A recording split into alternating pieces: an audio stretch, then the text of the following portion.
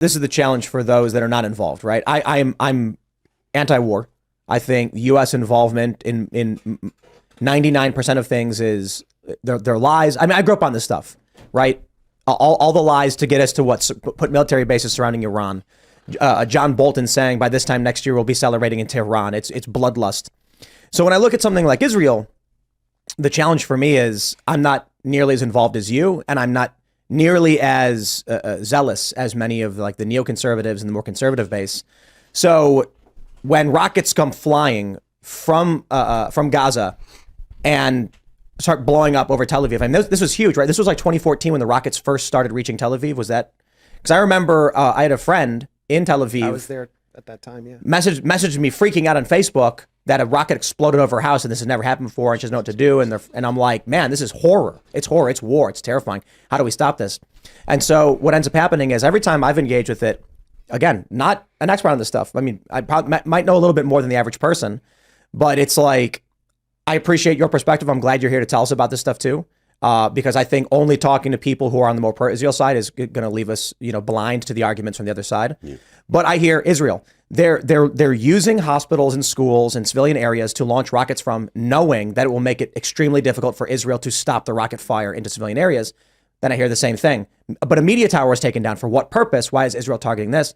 And every time I hear this, my media's communications. I fall right back to, this is war. And in war, there's no rules. Yeah. Rules are for, it's like this idea of war crimes I always find so silly. Like, obviously, we think some things are so egregious that even in war, they're a crime. But the people who win those wars don't care what you think because you're gone.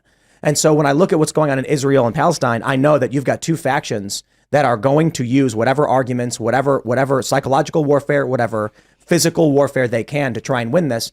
And I know that there probably is a right side and someone's telling the truth. And I know for a fact there's an objective truth and lies to what's going on.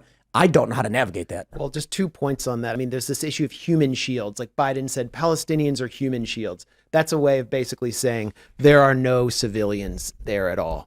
And the Gaza Strip is one of the most densely populated places on Earth. 2 million people. There's it's 2 million people jammed. Why are they there? By the way, most of them are refugees and they have to be there because they're not Jewish. They can't go back to the land of their families pre-1948. They keep having kids. They're being warehoused there. There's surplus humanity. So it's like the logic of a prison. And so everybody there is a human shield. But there was a place I like to eat because it was real cheap in Tel Aviv that was right next to the defense ministry called Hakiria. And all the generals would be in there, the intelligence chiefs, good Mediterranean food. Are they human shields? Is building this giant tower in the middle of a residential area in Tel Aviv, are they making those people human shields? If that gets hit by Hezbollah and people die nearby, were they being used by Israel as human shields? No one will say that because the logic is so discriminatory towards Palestinians. No one will consider their position. And then the other point I wanted to make is just about the use of violence in this conflict by Palestinians who have tried everything. I mean, I don't know if you know about what the Great March of Return was. It was sanctioned by Hamas, but it was a grassroots initiative in Gaza to just march without weapons like guns to the wall that surrounds them. And they were shot one by one in the legs. Many of them were killed. Journalists were killed covering it. It was a complete bloodbath. And that's when the society said, you know what, we can't win with this tactic of, walking to the fence and just asking them to let us in. They don't want us. Everyone ignored that. And now they're paying attention to the violence.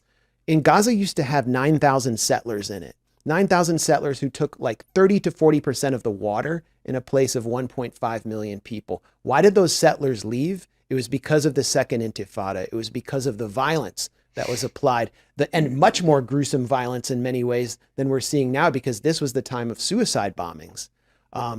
People willing to die because they were so desperate, blowing themselves up in order to kill because they had no weapons at that point. Now, the factions in Gaza actually have reverse engineered Israel's military and they have weapons, so they don't need to do suicide bombing. So Gaza did that. They got M4s too. Hamas did that. Then what is the West Bank right now? It's controlled by the Palestinian Authority, which is funded partly through the EU and State Department. They don't resist Israel. In fact, they arrest Palestinians on behalf of Israel. And what do Palestinians have there? in many ways, they have the same prison style situation as they have in Gaza, but with settlers all around them. So what does that tell Palestinians? It tells them the only way to get this off our back is through violence.